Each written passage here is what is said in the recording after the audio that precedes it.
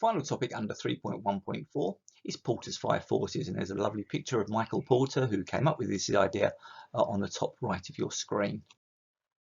Now, Porter basically looked at five things that he felt would affect the profitability of their business, and businesses can use this to work out where they are now, to analyse their position and to try to improve that particular position. According to Porter, you can be influenced by vertical factors. This is the power of either your customers or your suppliers over you. You can similarly be affected by horizontal factors. For example, is there going to be a new entrant into the market? Is there something on the horizon that could mean that your product is no longer going to be wanted? And similarly, of course, how much competition is there in the market at the moment, and how aggressive is that competition? If we look at the threat of a new entrant into the market, well, obviously a new entrant will affect all existing players, and that's going to be particularly true if the market is either static or shrinking, because as that firm takes sales, it must take it from the existing players, or of course if the new player is a big player. So two examples here. In the supermarket market, Amazon have joined the market, and so that's going to pose a threat to Tesco, Sainsbury's, Morrison's, etc. And in the video streaming market, there's been a recent move by Disney Plus, Amazon, BritBox and Apple to threaten the position of Netflix.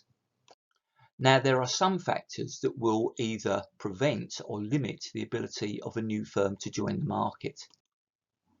For example, there are some industries where it's impossible to join on a small scale, so you will need a lot of startup capital.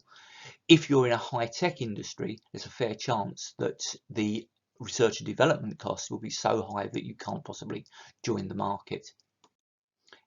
Existing firms might be able to benefit from economies of scale, such as bulk buying, or the technological economies of scale that we look at elsewhere on the course. You might be prevented from competing by a patent or a trademark, so there could be intellectual property rights that stop you from joining that particular market. It may be that existing players take part in unfair competition, for example, predatory pricing, or they could engage in something like industrial espionage. A few years ago, British Airways stole the customer lists of Virgin. And of course, the government might get involved as well. So they will issue rail franchises, and if you haven't got a franchise, you can't run a rail service. Similarly, things like radio and TV licenses are issued by the government. Now, looking vertically, we could look at customer buying power. Do you have control over your customers, or do your customers have power over you?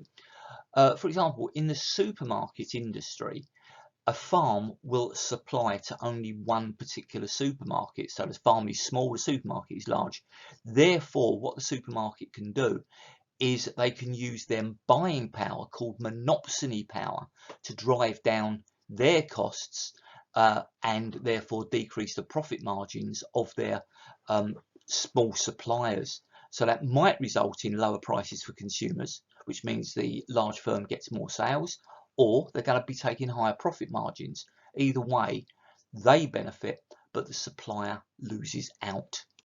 At the other extreme, suppliers might have monopoly power over their customers, so they could increase the prices. Good examples of that, energy firms have been accused of ripping off customers. So Microsoft, in those particular industries, you've either got a dominant firm like Microsoft, or you've got a limited number of oligopolistic firms. On the counterbalance side, that's going to be an action which the competition authorities will frown upon.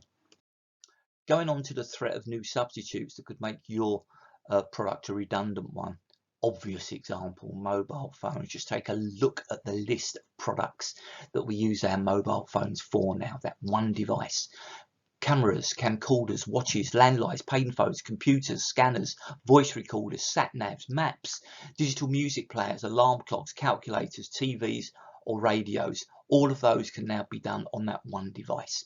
Similarly, of course, we can use downloads for music or video, right? So we don't need the physical DVDs now. Recently, as a result of environmental trends, more people are using bicycles rather than cars. Let's finish this with a case study of Coca-Cola. As you're aware, there is intense rivalry in that particular market. Pepsi would be an obvious example, but there are also lots of local colas. If we look horizontally, the threat of new entrants to the market is low. The market is saturated, it's not going to grow that much, and there are huge economies of scale in the particular industry, and there are also technical barriers to entry. The substitute threat is also low. There are no obvious alternatives to the products that Coca-Cola sell. Perhaps we could be looking at Alka Pops or smoothies if we wanted a little bit of counterbalance there. Vertically, buyers have got a lot of power. There's lots of different colas available, and there are no switching costs for buyers. You simply pick up the item on the next shelf. A tiny amount of counterbalance is that there are some people who are addicted to Coke. And finally, generally speaking, the power of the suppliers is relatively low. Coca-Cola are absolutely huge, suppliers tend to be small, and Coke have had a deliberate policy of diversifying their suppliers. However, there are still some powerful ingredient suppliers that come up with those things that make Coke taste different. So that's a reasonable example of Porter's 5 forces to end this particular video.